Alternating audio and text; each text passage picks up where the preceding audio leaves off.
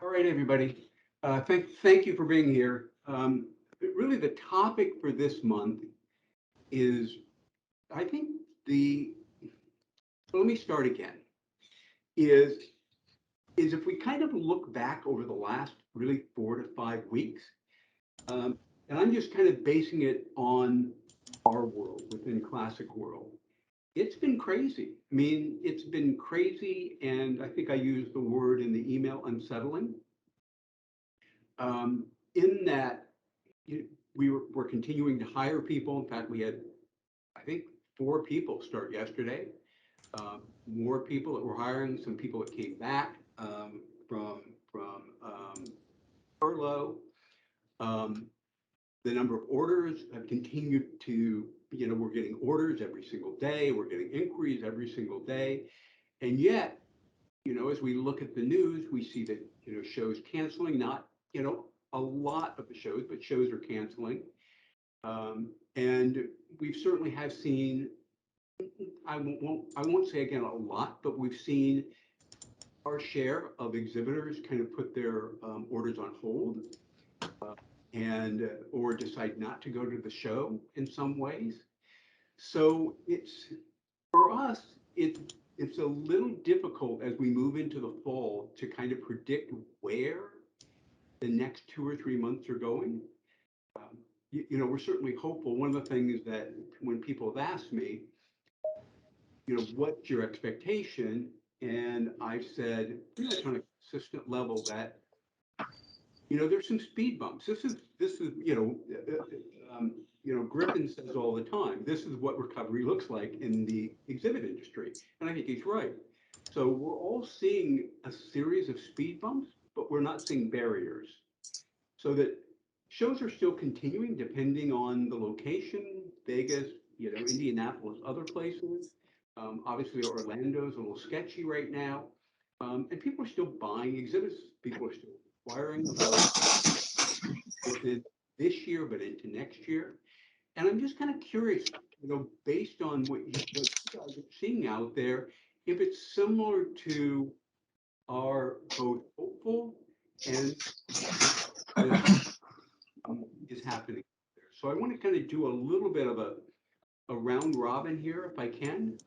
Jen, do you mind starting? Kind of give us an idea of what you don't have to start. I'm gonna put you on the spot. I No, know if I ask John to start, he'll be happy to start. So Jen, what are you seeing? I mean, today, yesterday, last week, I mean, I feel like it's a roller coaster. Every day is different. I feel like we're still taking things one day at a time. We had a client pull out of a big show in Chicago last week, which is one of our biggest fall shows. So that's a real bummer. Did the show cancel or did they just postpone? The show did not. The show is still going on. Part of it was due to budget cuts. I actually think that's the majority of the reason. Their service costs, just carpet, electric, all that was essentially doubling from what they paid in 2019. And to be quite honest, it looked like a money grab from Freeman. When I look through the prices, I'm like, this can't even be right. So what did you see, Jen? I am curious because based on the conversation that we had just last month, when Amanda was here, and Amanda is saying, obviously things have to change. There can't be a money grab, or or we're going to see a steady decline in the trade show industry. But when you looked at the show book, are you saying it was clearly a money grab? So it was almost $500 for one 20 amp drop. Carpet was more than $16,000, and that was for, I can't remember the size of the booth off the top of my head. It's a big island booth. It was definitely questionable. Now, also 2019 was also in Atlanta, so you've got Atlanta and Chicago, so there's a difference there, but it seemed questionable to me. Ted even looked at the numbers. He actually was the one who was running the numbers initially, and he's like, am I doing this right? Is this right? Am I reading it right? I was like, no, you're reading it right. Again, I think for this particular client, they already had budget cuts. And so once they see the mounting costs of that, they're just decided not to go. Jen, I have a quick question. So your client voiced this to you. Do you know if they voiced this to the show management? I don't know. I know from some internal discussions, I think they actually have someone on the board at the show. And that was ironically our conversation this morning is, did they bring it to their attention? Did they ask anyone? Did they ask for a discount? So we were actually even going to go back to the client and say, do you want to just do some hanging signs? I mean, I doubt you're going to get your money back. You're going to lose your priority points. So there's a lot of impact if you just don't go, and the fact the show didn't cancel. So, you know, I don't know. We'll see. So Jen, is this the client that I'm thinking of? Your rather large client that we built the exhibit for? it's a different one. It's a different one. Okay. I was going to say because. Oh no, that other show's still on. That one's still happening. So that's good. Yeah. We have a large medical client that is has a lot of internal challenges. They've had some shows that have canceled. They have purchased 2 new business divisions, one of which has the majority of their salespeople living in Canada. So they're having challenges with getting people over to the US. They just opened the US border with their tape, and it's worth bringing them over. And they've got so many shows, they don't have enough people to go. They have staff that doesn't want to travel. So there's a lot of internal stuff with them that they're trying to overcome. And they are playing a bit of roulette to see how far we can push our deadlines. And I get it from the client standpoint, it makes prepping booths really challenging, but as we talked about internally, we can make anything happen for the right amount of money. It's just going to cost them in the end. So it's just, and I think we'll continue to see that. We'll continue to see some cancel. We've also had a lot of last minute small shows, you know, like I need a tabletop and my easels and these other things sent.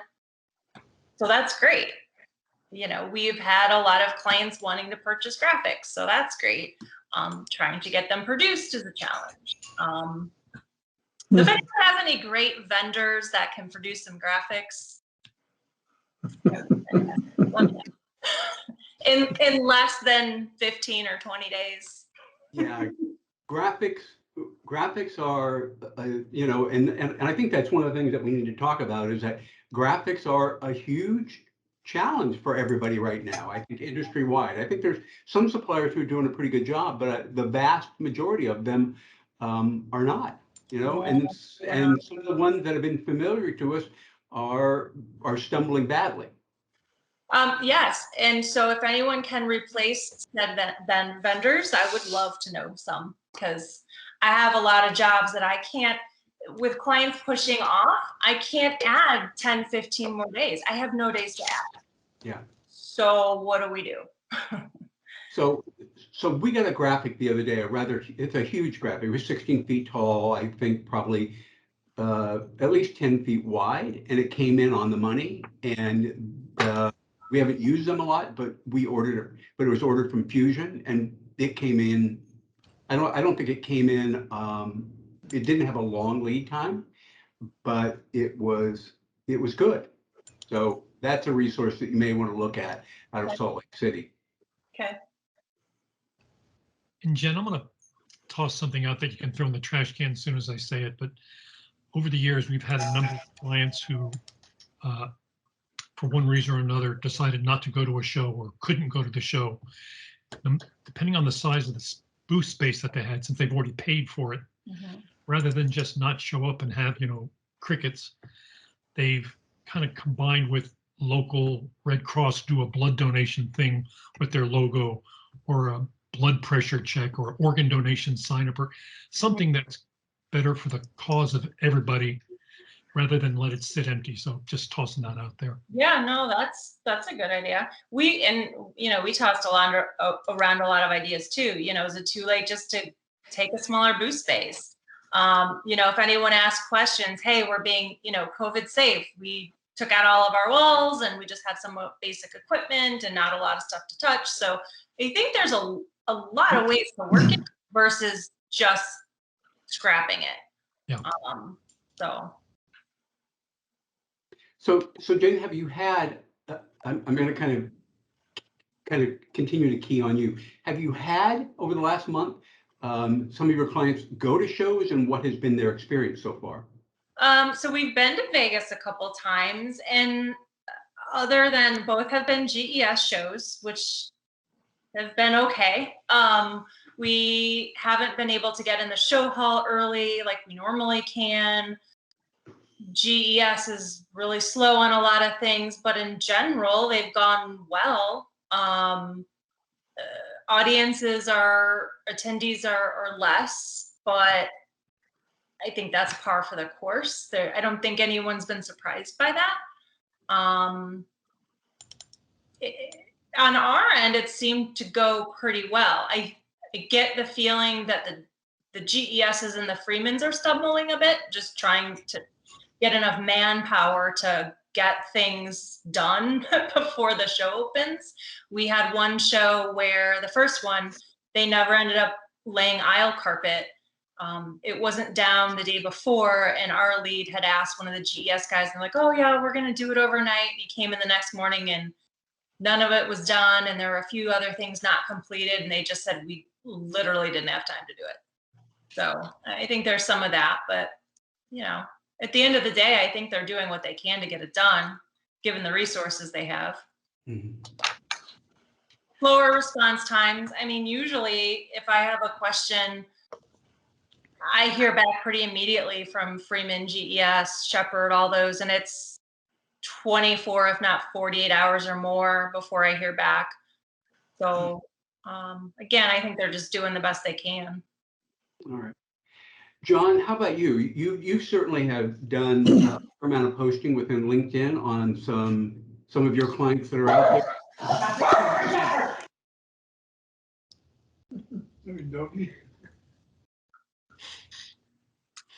I wish that was my dog, but it's not.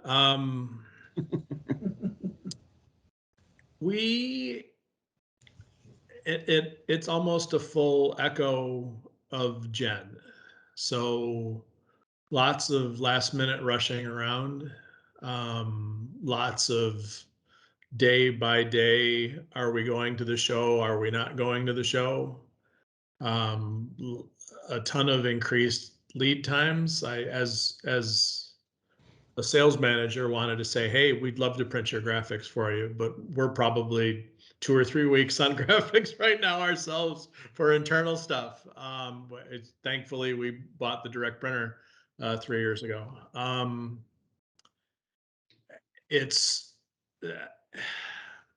went through 9/11 in the beginning of my career in this industry, and I didn't think we'd go through something like that before. But this is far worse and far more reactive. There is no part of my day or my team's day that can be proactive or planning. It is completely the reverse of all things that we are good at here. And it's disheartening.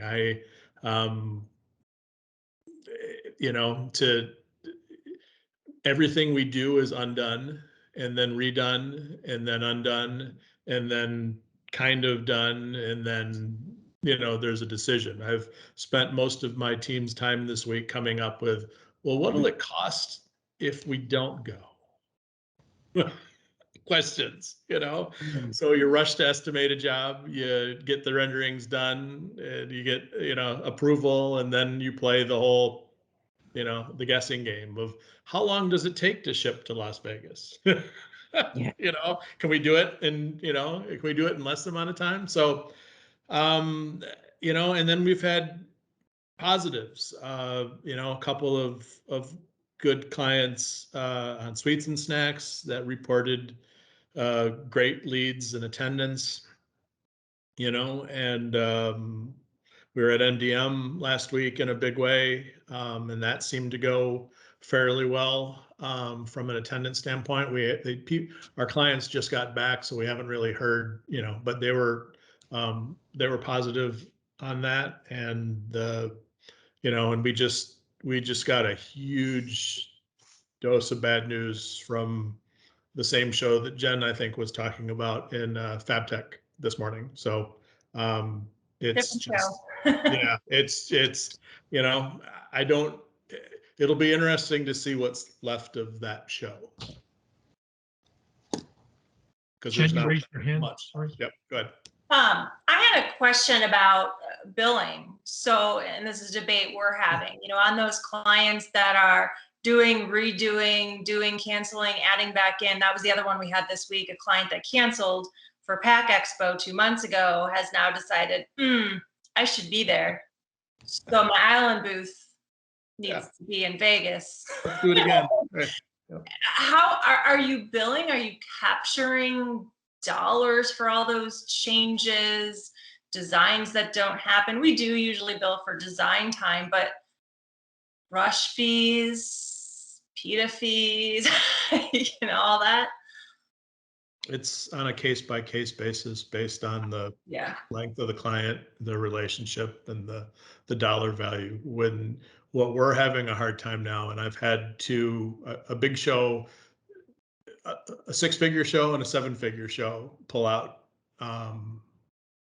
because of they either couldn't, wouldn't, or didn't want to go. The show is still going on currently. And we're determining, you know, we haven't heard back yet from, you know, you think you have a hard time getting a hold of Freeman when you're trying to place a $200,000 order, you know. Now we're just like, okay, you know, one of the, I won't name, and it's not Freeman, but I won't name the contractor that we, on the 6-figure job that we lost, that they didn't decide to go to. When we told them that we were canceling show services, it was funny that drayage charges immediately got posted to our account, and we hadn't shipped anything to the show. So here's another 12 grand, you know, and it's like, well, that's funny. Time to cancel, you know, time to call the credit card company. Thinking of money grab. Yeah, right. Yeah, exactly. It's like, ooh, that was quick. So, you know, it's literally, I don't want to say minute by minute, but it's hour by hour on the decisions that we do. So if we're getting charged, we have to pass those charges through. Obviously, 24 days out from FabTech, we've done quite a bit of work already on this project. So we, you know, we're going to bill for what we can, and hopefully for what's fair. Yeah, makes sense. So you talked about clients who have gone to shows and have had positive experiences, and John, obviously you've had some cancel. How about the ones that are still kind of determined to go to shows this fall? We're seeing a little bit of for those that want to go at all costs, that we're going to do this and we're going to save our industry and we're going to save our association, and we're going to, you know, we need these shows to create sales.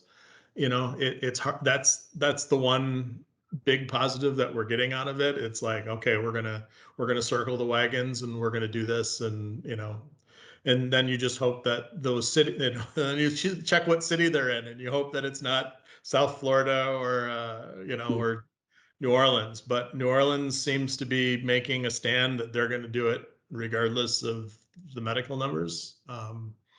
And it's, you know, so we're hopefully optimistic, but it's a tricky, you know, you never, you know, I can't let myself believe that it's going to happen, you know, until we actually get on the show and there's freight and we start setting up, and you know, because that's just, I guess it's a defense mechanism. Uh-huh. All right. Who wants to go next? Thank Tess, you. Larry? Tess, go ahead. Sure, I'll talk. Can you hear me? Yep. I've been having technical difficulties over here. Obviously, I'm not in the sales group as much as I used to be, working on other things, but of all of my clients, I have one facing bankruptcy. I have three that are, I'm talking about my really active clients that go every year type things. I have three that are going to wait and see through the end of this year, not going to do anything, not moving. Some that won't even go, like NAPE is one of my big shows. They're not even planning NAPE for next January. So everyone in Oklahoma seems to be in a real wait and see attitude. I have some people calling me up saying, what can I get for my booth? I have a storage facility full of booths that haven't moved in over a year, and they're not even wanting to talk about it. And all of them would probably sell if they could. So we have a lot of display things going on. By the way, we are printing graphics within a week.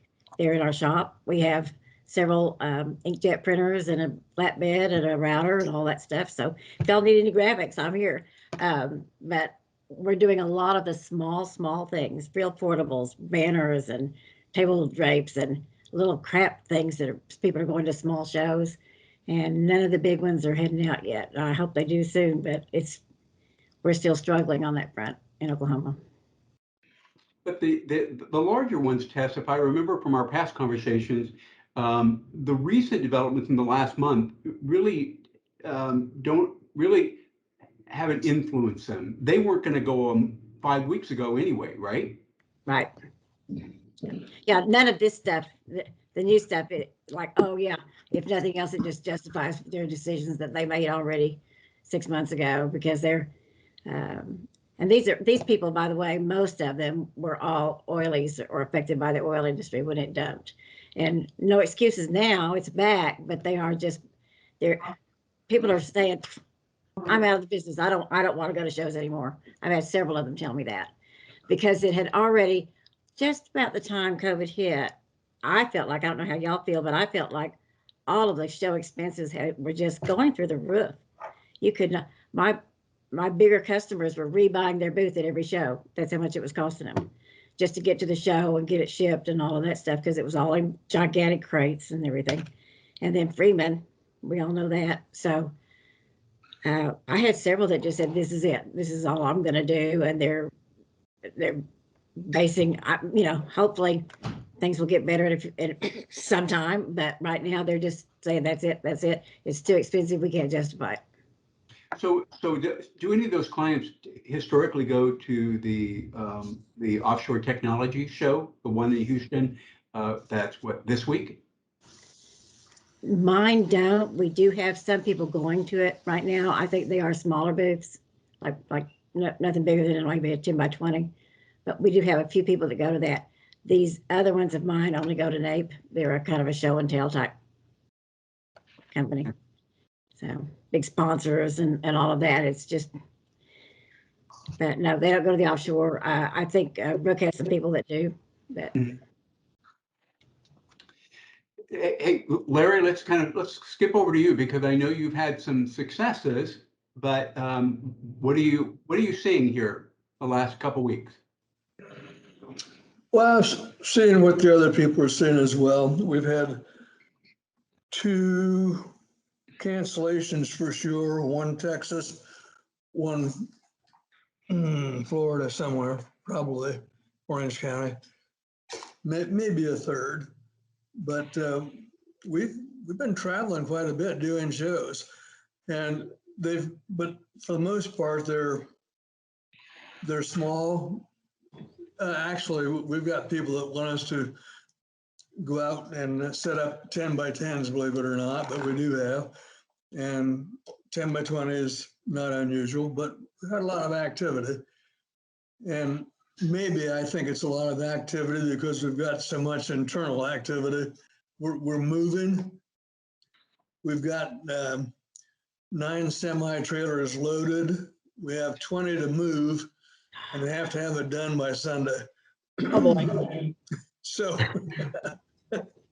that, along with the rest of it, makes you feel like you're really busy, you know? Mhm. But generally speaking, we're seeing the same things that you guys are saying. Slowness everywhere. So how about over the last 2 weeks? Because I know on our end, we're continuing to get requests both for bills and for quotes. Are you seeing those as well? Yes, I mean, yes. I guess that's the part that's just so, it's, it's confusing, I guess, for lack of, I mean, it's baffling because, you know, I'm reading the shows are canceling, I'm reading that people are not going, and yet every day we get quotes and we get orders every single day. So I don't get it. Well, I've got a request for quotation, and this is one of our existing clients for whom you've designed and built. And they have a $40,000 budget for a 20 by 20. And they're going to use it, I believe, in early December. So, you know, that could get canceled too, but they're looking that far out. Uh-huh. So, Yeah, we're surprised at the number of new requests, and we've bounced some of those off of Tom for, because we're, busy in design two still, and that's the confusing part. But there's a couple of real opportunities that came in with 4 weeks before the show and 6 weeks before the show, and we're just like, where'd you guys come from? What you been doing for the last 6 months? Right.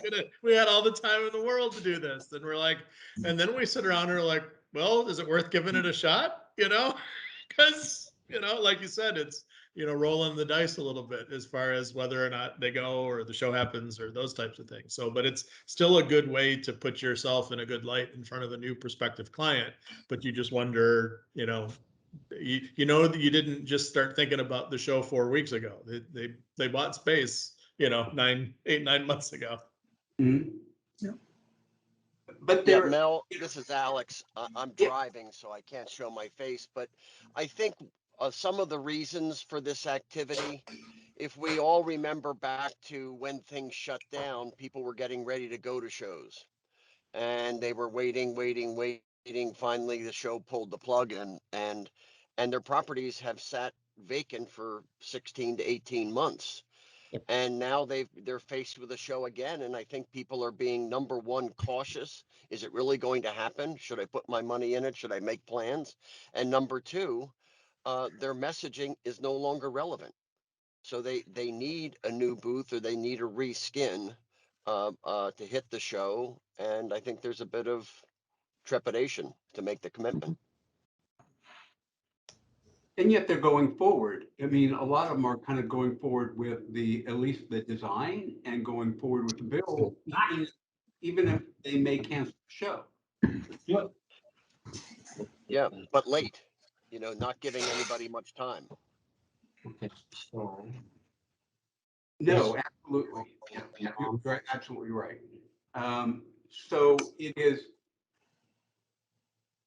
I think it's that. with part one is a basic stand-up. Part. So let me scoop up. We haven't spoken to Jerry. Jerry, are you available to kind of talk and let us know what you're seeing? Yeah, let me do this one, okay? Yes, hang on. Can you unmute me? Yeah, you're on mute. You're fine. Okay, good. Notice the sign language.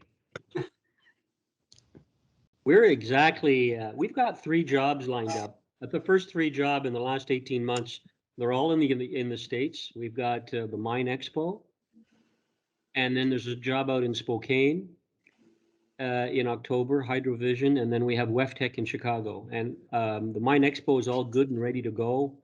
It's gone, as a matter of fact, for all intended purposes. And I'm just waiting for the hammer to drop because we've all been through this before, right? We get jobs ready and then the jobs don't happen. So I am mildly optimistic, or cautiously optimistic, maybe that's a good word, that all 3 of these shows are going to come around. Now, for us in Canada, we're way behind you guys. We're even slower than you are because, you know, we're not finished with the vaccines. Events are, just recently, events have been permitted in Ontario, but they have to be 50% capacity of the room, which should not be a problem. But we're into August now, so we're not going to see much until, for these guys to get themselves geared up and ready to go. It'll be October, November before we start seeing any trickle down effect from that. So we're really looking at, I think, the second quarter of 2022 before we can say we're getting busy. My biggest concern, I'm not worried about trade shows coming back. My biggest concern is restructuring the company to be able to accommodate the increase in business. We're lacking employees. We have one guy here, Aiden, who's doing just about everything. I'm driving a forklift and uncrating crates and preparing jobs and doing quotes and Wow. and Isabel is taking care of the accounting and all that kind of stuff. So we're like I said, mildly optimistic, I think, or cautiously optimistic. I'm hoping it'll get better, but I'm expecting to see a little bit more rough weather, especially with the Delta variant. I'm not worried about what it'll do. I'm worried about how our governments are going to react accordingly Yes. more than anything else. That seems to have a bigger impact on our economy than the actual variant itself. Mhm. So, yeah. Hey, Jerry, do you need a good labor person in Spokane? I know of someone. You do, huh? I will. We'll talk, Larry, I'll find you on LinkedIn. Or Tom, I mean, yeah. No, it's just, yeah, Larry hired a good guy for a setup, I think, in Eastern Washington for a project couple months ago, right, Larry? Yes, You- I you did, can in vouch- fact. You can vouch. Do we I'll want get- to talk about that? That's right. I don't want anybody to hear, right? So, Yeah, they're being, Jerry, they're being mean. It was me.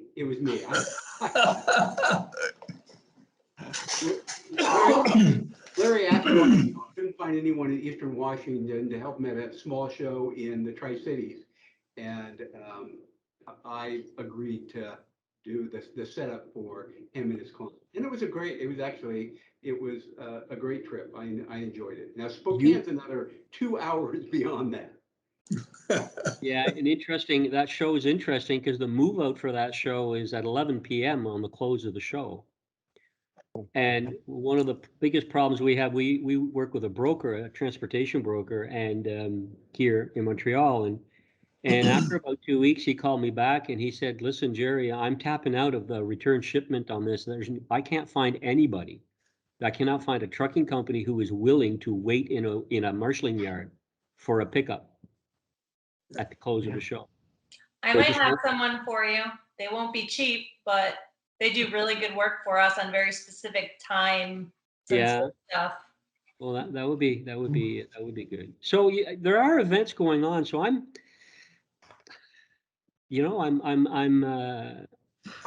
not excited, but I'm hopeful.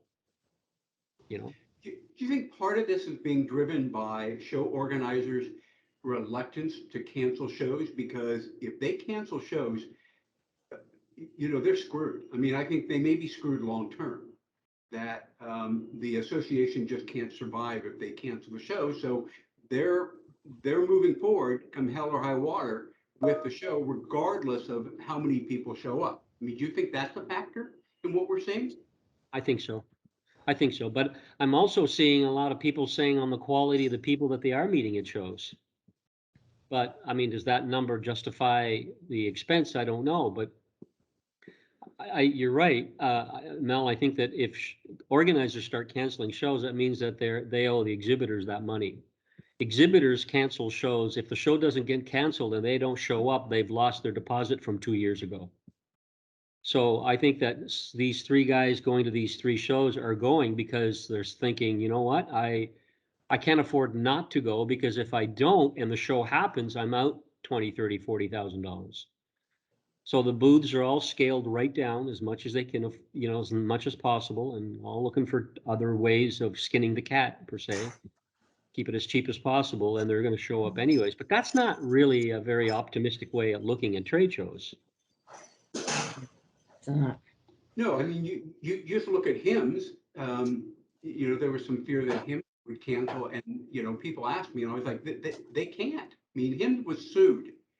So Yeah. there is no way HIMSS was going to cancel that show. And regardless of how many people pulled out, and a lot of big exhibitors pulled out. So, I mean, was anybody here on the show floor at HIMSS? Yep. And so what did it look like, Jen? I physically wasn't there. We had several of our guys there. We had 2 clients there. And it was chaos. We were literally in the middle of install on one of the booths. The other one hadn't started yet. And it was like a screeching halt. And then to get freight out the door was a nightmare. And then in the midst of that, for other shows, freight was on the road and having to get it back here, and just a mess. But if anyone has read the fine print in a lot of these show manuals and contracts, everyone's pretty much covered themselves, basically saying if the show cancels, if Vegas says we're shut down, it's too bad. We're not giving money back, or you're getting some, like him specifically, you had to cancel by like February or some really crazy early date. And then you only got 50% back that you could use for any other HIMSS event in the next like 6 months or something like that. And that was their, resolve. But there's a lot of disclaimers that now include pandemic as a, thing they're not going to pay you for. Harold.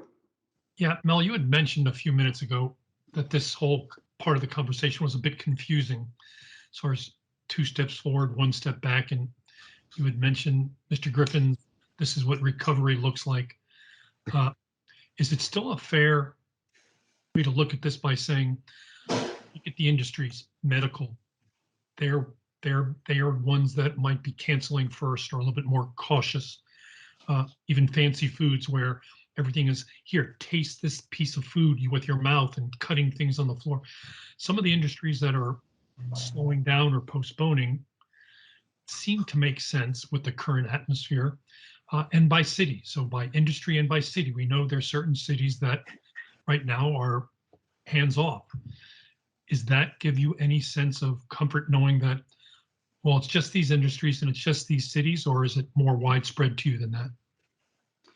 Well, I think for me, there's just so many competing pressures that are happening. Obviously, the associations and the organizers, they feel like they have to do the shows. Financially, they have to do them. They've been without a show for the last 1.5 years, 2 years. So they're pressing forward regardless, and they're reluctant to cancel. Where you have the exhibitors, I think they're split too. You have the exhibitors who are overly cautious about going.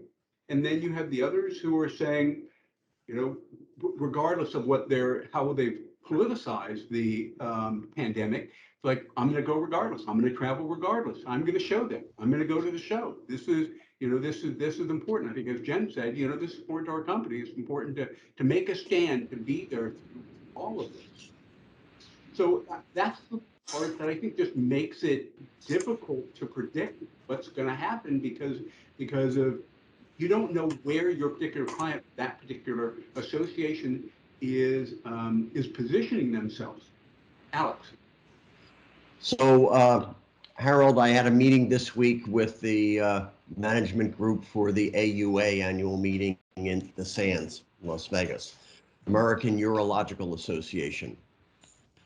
I just wanted to get their pulse and see what a medical group, was planning. And there were about 4 people on their side in the room and 2 from our side. And the CEO looked at the camera and said, "We haven't even discussed a postponement." Now, I can't believe they haven't discussed a postponement, but that was the message. We are going, we will be on the floor from the 10th to the 12th of September. Send everything in and we're ready to go. Turn your head and cough. Yep. Was that a good lead up, Harold? Good setup. So Alex, why do you think they were taking that hard stand? Well, I mean, I felt that I was being lied to, actually. I mean, I can't imagine that a group representing the medical community would not have had that conversation and made the decision they made, and that's fine. But to say that we haven't even discussed it, you know, I think that they are just trying to stonewall the question. They're going to do it. And it's probably got a lot to do with money, Mhm. you know, to stay alive. It's true. Jerry, What kind of, as exhibit people that we are, what kind of a dialogue do you think we should have with our exhibiting clients right now? I mean, I feel like we need to turn this into a positive. And I think I mentioned at a previous meeting that, you know, I've always lamented the way exhibitors prepare themselves for success at a trade show beyond the booth. And then even worse, how they prepare themselves for the follow-up.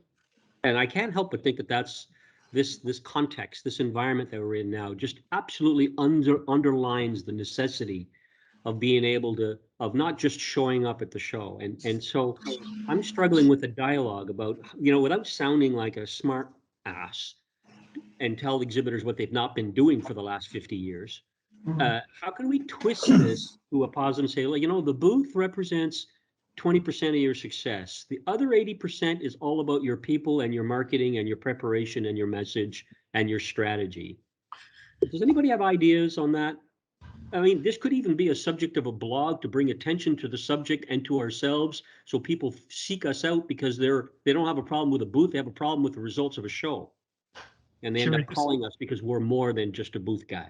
This goes back to conversations that we've been having for the last 35 years. Yeah. I mean, if you go up to any booth staffer who's not the person in charge and ask them what the main goals of being at that show are, most won't be able to tell you. Yeah. There's some basic information about why we're there. And they should be reviewing those every night at the end of every, I mean, this is basic stuff. But basic as it is, you're absolutely right. Most people aren't doing that. Yeah. So does anybody have ideas on how we can bring that subject? They have to want to talk about it. It's not because we're saying it that they're going to want to engage. I was just going to say, I think you have to understand your audience on that one too. We have a handful of clients that, you know, we always like wearing our consultant hat, not the salesperson hat. Let's have a relationship, a conversation. How do we help you be successful? And there are clients who get that and want to know and want that information, and others just, it isn't important to them. It was funny in some of our conversations, it's like, well, it's not their money, they don't care. And I really do feel like that's the reality of it sometimes. But I think for the here and now, it's so ever changing. And I think however you can help those clients again, and I think that conversation is different client to client. What are they trying to get out of it? Is it just trying to get their employees comfortable with traveling? How do you as a company make them safe? We've had those conversations. What do you have to do? I don't know. We've asked almost every one of our clients, well, what's your protocol for keeping your employees safe on the show floor? I don't know. I don't know that we have one. You know, so even things as simple as that, so they start to understand that, oh, we're more than just, you know, selling booths. We Yeah. have some other knowledge there, and helping hold their hand and figure out how you get to the next step. And the here and now is, it's not going to be pretty. It's not going to be cheap. You know, we've had a lot of clients pushing off decisions, and it's going to cost them more money at the end. But I also understand that So with a lot of my clients, I've just tried to be compassionate and understanding, and I get where you're coming from. Like, let's see both sides of it. And I'm here to help you however I can. If I need to expedite something out the door, we will, but you understand it's going to cost you more. Good, great. Let's, move on and finding those solutions that work best for each one. And they're not going to be the same for all of the clients. Yeah. So Jerry, do you think part of the challenge, and this goes back to what Harold said, we've been trying to do it for 35 years, is you're working with the VP of marketing or the marketing director who's supposed to be the expert about marketing. And as you engage him or her, you realize that, yes, they're probably experts on print, they're probably experts on video, but they don't know anything about trade show marketing, and they don't see it as a different form of marketing. So trying to engage them, trying to have that conversation, to some extent is insulting to them, even though they think they understand marketing. I mean, I've said it for many years, I've said trade show marketing is marketing. It's just a different form of marketing. And too often they don't want to explore what makes that different. I mean, is that part of what you're kind of getting at? I think that's part of the problem is, I've been going to trade shows for the last 30 years, so they will say, don't tell me how to do my job. But, the unspoken truth is they're not doing their job because all they're doing is showing up with a bigger booth. That seems to be the solution. Let's get a 20 by 40 instead. That'll knock their socks off, right? Mhm. So I believe that there's part of that. And maybe the way to do this is to address the scariest scenario of trade shows with a solution and make them realize, I get an average customer who I have, a client of mine who's been going to shows for as long as I've been, 20 years now. I've been spending $50,000, $60,000, $70,000 with us every one of those years, which is, I don't do the math. What is that? A couple of $1 million over a 20-year period? Okay, where are your leads from the show 5 years ago? Are they part of a database? No. What you do with them? Well, I gave them to my sales guys in the field. Well, that's like giving away a couple of Mercedes. You wouldn't give a Mercedes away, so why would you give away $50,000 worth of leads? Right? So I think they don't realize what they have. They don't understand the value and the potential of what those contacts could be for them. Because if you're in a vertical show, from what I've read and learned in this industry, if you're in a vertical show, in other words, if you're at the right show, talking to the right people, the probability of those people buying your product is 100%. Maybe not from you, but from somebody. That should scare people going to trade shows into making sure they do their job right, but apparently not. So Jerry, I think we're going to see two things come out of this, and it shouldn't be a surprise to any of us. We're seeing it actually now. Number one, as companies go back into the trade show world, they're going to demand more accountability, which goes to your point. Everybody's watching their pennies. Cash remains king, and they're going to demand results. I'd be interested in seeing whether somebody like Exhibit Force is seeing an uptick in interest on their metric-based cloud-based software. The second thing that I think we're going to see is these departments are decimated, and from what I'm hearing from our customers are being asked to do more, to carry a larger load. Show services. Don't only do the booth. We always did show services before. Now I want you to do the show services. We don't have the manpower to do it. So we're being asked to take on a new role in a lot of cases. I think it's an opportunity, and I think it's an opportunity to get on the same side of the desk with the person who's responsible for the program and try to affect from within. Yeah. So I think it was Jen, I'm not sure, I think who used the words, it's an opportunity for us to become consultants again, along with what Alex said. It's the first step when you're designing the booth for somebody. You don't just put up pretty pictures. You say, what are you trying to accomplish? Are you trying to sell something? Are you setting demos? Are you trying to get new distributors are in the Northeast, whatever the list of things you're trying to do, your booth should be designed to help you accomplish those goals. So that's kind of sitting squarely in our laps. We don't just put up your logo and a pretty picture of the boss. You create a booth that makes the environment susceptible to completing those goals. So I see the pathway. I don't know where it breaks down to the booth staffers, but it seems to make sense to me pretty clearly. You know, Jerry, the way I've explained it to people over the years is I've said to them, don't think of it as a trade show, think of it as an event. And they'll like, what do you mean? I said, think of it as a company event. If you were responsible for putting that event together, you're totally responsible. You're the organizer. And you're putting that event together, you would obviously have an agenda. You would know the topics and what you were trying to accomplish within that event itself. You would identify the people that you want to come to your event. You'd invite those people to the event itself. You would engage them at the event, and after the event, you'd find out what went well, what didn't went well. You'd be controlling that kind of the entire environment.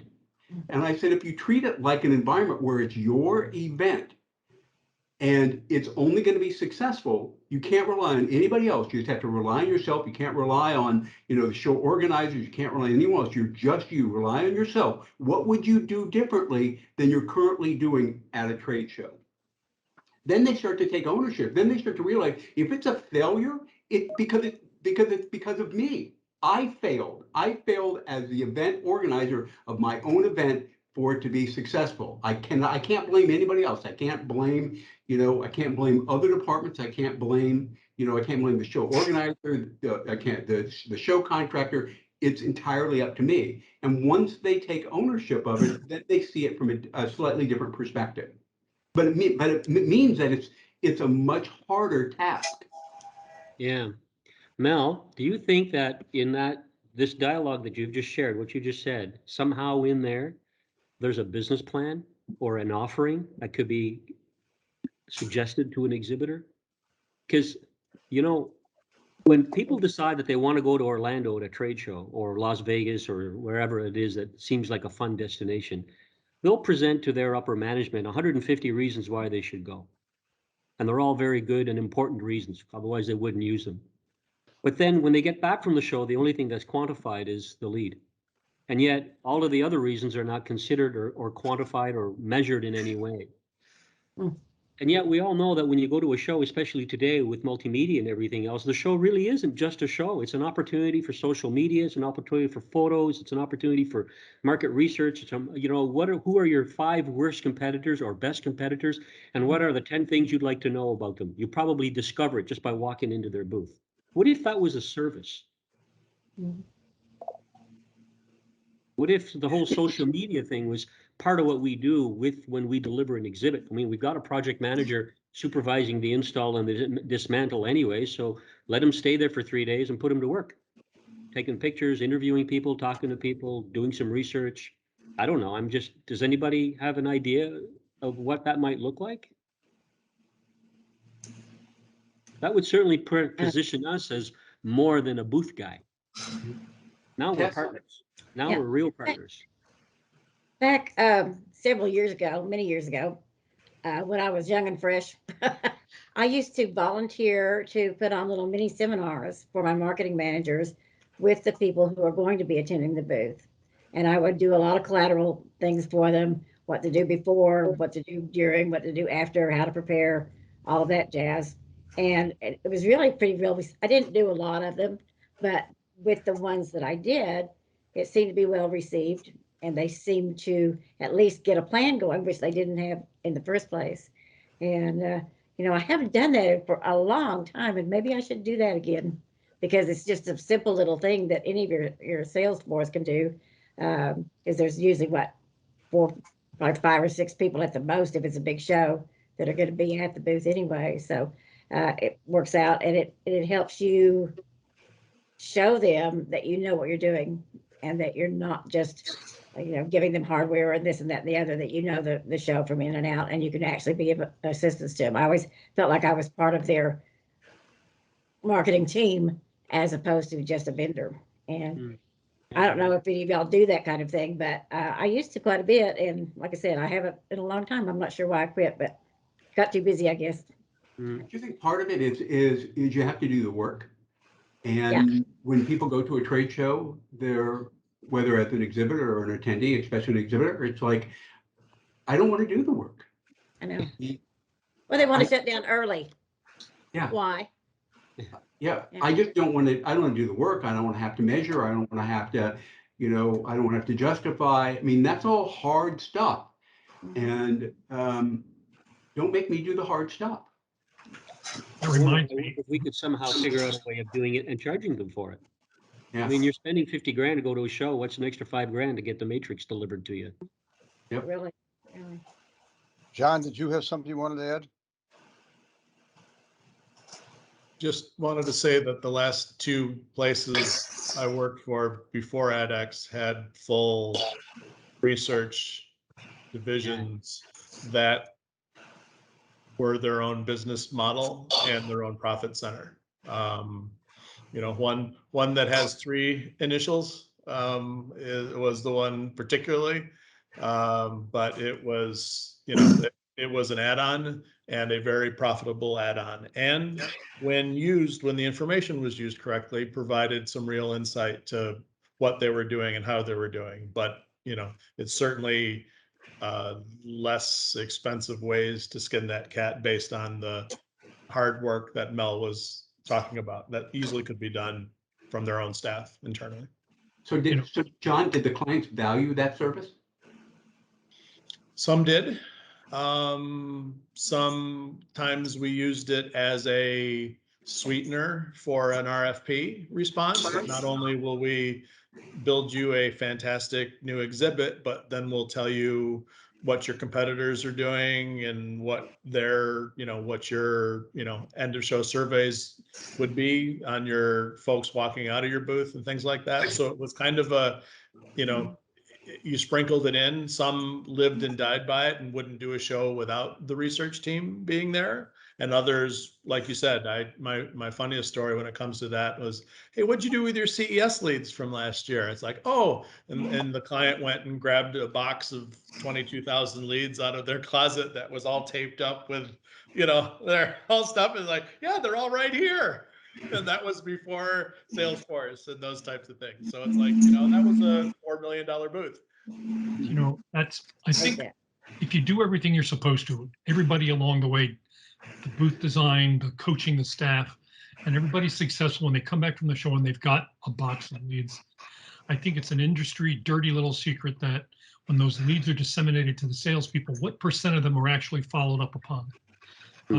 Require sales management to make sure your salespeople are actually following up. And if they don't follow up, there's got to be consequences, whether it's no more leads for you or something. But I have a bad feeling that when we're successful and we get the leads for our clients, oftentimes they just sit in drawers, like you just said.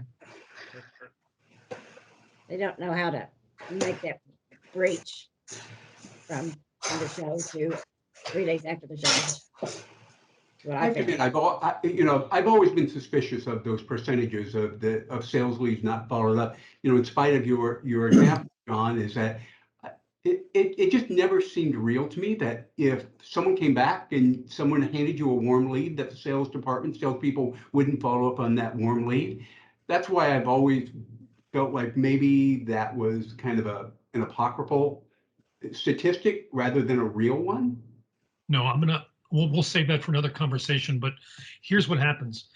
Lazy ass salesperson calls them or sends an email and doesn't hear back and they don't do anything else. It takes 3 attempts. We all know the rules. It takes a certain amount of attempts to contact a potential customer to get through and start a conversation. If they don't get it off the first email they sent, nothing happens. So I've got way too many experiences with that to say it's just fatal. Here's something that'll kind of sum it up. If we pursued our wives or our mates the same way we pursued leads, we'd all still be single. Absolutely. Well, I think that's the perfect ending to this conversation, Jerry. Thank you for ending on that tone. I have a quick question. Yes, Are we all going to exhibitor this year? I know you probably are. yes. Exhibitor? Nope. And EDPA, I hope. That's all a budget thing. It depends. As a matter of fact, I'm not sure which way I want to go, to be honest. If I had to pick one, Vegas, baby. Vegas, right? We'll go. I I'll wish be I at, could I'll think be at far Mine enough Expo. ahead to October. Hmm? So I wish I could think far enough out to October to plan it yet, but Yeah. I'd love to be there. I still have all my buying miles to use because from the last exhibitor that canceled, I'm still waiting to burn those.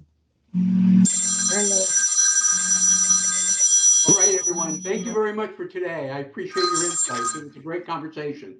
Bye-bye and good luck. Bye. Thanks, Mel. Bye, guys.